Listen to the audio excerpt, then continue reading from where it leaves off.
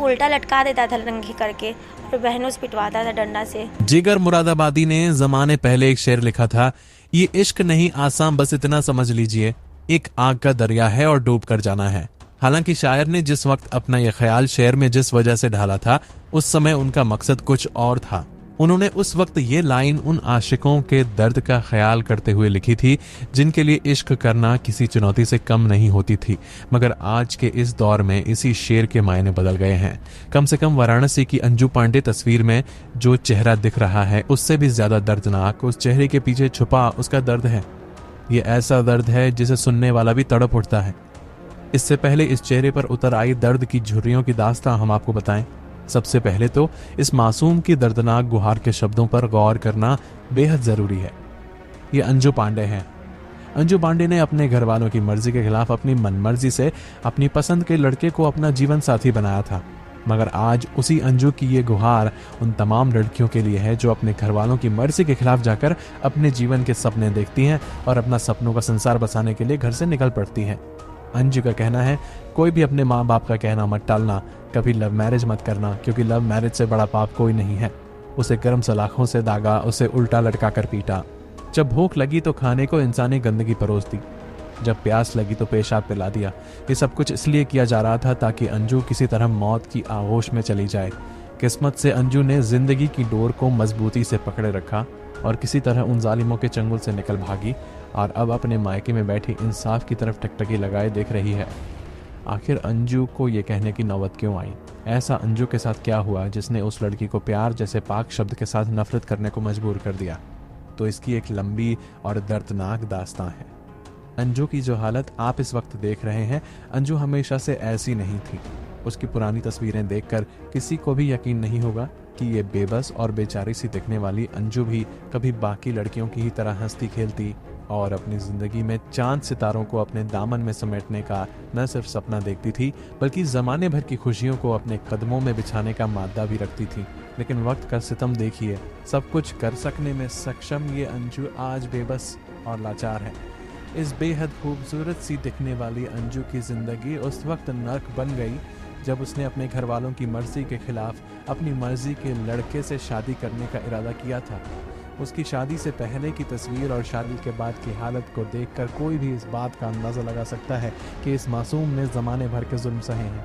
और ये जुल्म देने वाले कोई और नहीं, खुद उसके पति और उसके ससुराल के लोग हैं जिन्होंने इस पर हर किस्म का कहर बरपाया। लव मैरिज के बाद दहेज में मायके से 4 लाख रुपए न मंगवा पाने पर एक विवाहिता का जीवन उसकी ससुराल के लोगों ने नरक सरीखा बना दिया। अंजू पांडे ने पुलिस को बताया कि उनकी लव मैरिज हुई थी। 20 फरवरी 2018 को उसने प्रयागराज के रहने वाले संजय पांडे नाम के शख्स के साथ 7 फेरे लिए थे, लेकिन 7 सालों में उसकी ऐसी हालत हो गई कि वो खुद से ही मुंह छुपाने लगी। ससुराल में ससुर कृपु पांडे या सास ऊषा और ननद नंदोई दहेज न मिलने की वजह से उसे न सिर्फ ताना मारते थे, बल्कि जो भी हाथ में आ जाता था उससे मारने लगते थे। इतना जुल्म और सितम ढाने के बाद भी ससुराल के लोग अंजू से अपने मायके से 5 लाख रुपए मंगवाने का जोर डालते रहे। खुलासा यही है कि अंजू के ससुराल के लोग जमीन खरीद सकें। इसी मारपीट के सिलसिले के बीच 15 फरवरी 2019 को अंजू ने एक पुत्र को जन्म दिया। इसके बावजूद दहेज के लिए जुल्म सितम का सिलसिला जारी रहा। उनके पिता ने 1 लाख रुपए ससुराल वालों को दिया तो कुछ दिन तक सब ठीक रहा, लेकिन उसके बाद फिर अंजू पर जुल्म ढाए जाने लगे। गरज ये कि जैसे भी हो अपने मायके से वो 4 लाख रुपए और मंगवा दे। अंजू के शरीर का कोई भी ऐसा हिस्सा नहीं है जहां उसकी ससुराल वालों ने अपने जुल्म के निशान न छोड़े हों। खुद अंजू ने जब अपनी आप बीती टीवी के कैमरे पर आकर कही तो देखने और सुनने वालों के रोंगटे खड़े हो गए। अंजू जब ससुराल वालों के चंगुल से निकलकर छत को फांदकर जैसे तैसे मायके पहुंची तो उसकी हालत देखकर खुद उसकी माँ और पिता उसे पहचान नहीं सके थे। बीएड तक पढ़ाई करने वाली अंजू अब पूरी तरह से तनहा है। उसके बच्चे भी उसके पति के पास हैं। अपने ससुराल वालों का नाम सुनकर बुरी तरह से सहमने वाली अंजू की एक शिकायत पुलिस से भी है। अंजू का कहना है कि पुलिस ने उसकी गुहार को नजरअंदाज कर दिया।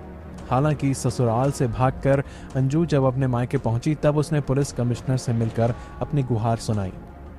वाराणसी के पास डेलवरिया की रहने वाली अंजू पांडे की तहरीर के आधार पर जैतपुरा थाने में नई बस्ती लहरतारा के रहने वाले उसके पति संजय पांडेय, ससुर कृपू पांडेय, सास उषा पांडेय, ननद खुशबू पांडेय, पूना पांडेय व प्रियंका पांडेय और नंदोई दीपक पांडेय व संजीव पांडेय के खिलाफ दहेज उत्पीड़न समेत कई संगीन आरोपों में मुकदमा दर्ज करवाया।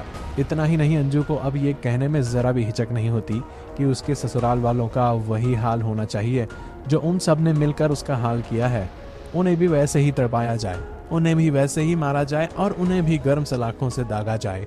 जिस संजय पांडे को वो दिलो जान से चाहती थी, अब उसी संजय पांडे का नाम सुनते ही उसकी आंखों में गुस्से और नफरत की आग साफ नजर आने लगती है।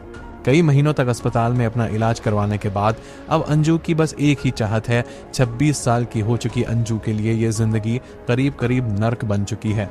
फिलहाल उसका एक ही मकसद है कि जैसे भी हो उसकी जिंदगी को तबाह करने वालों को उनके अंजाम तक पहुंचाना, और इसके लिए अंजू लगातार कानून की चौखट पर गुहार लगा रही है। अंजू की मां अब सारा दिन अपनी बेटी की हालत देखकर रोती रहती है। उनकी भी यही गुहार है कि जैसे भी हो उन दरिंदों को सख्त से सख्त सजा दी जाए। इसी प्रकार की सच्ची कहानियों के लिए चैनल को सब्सक्राइब करें।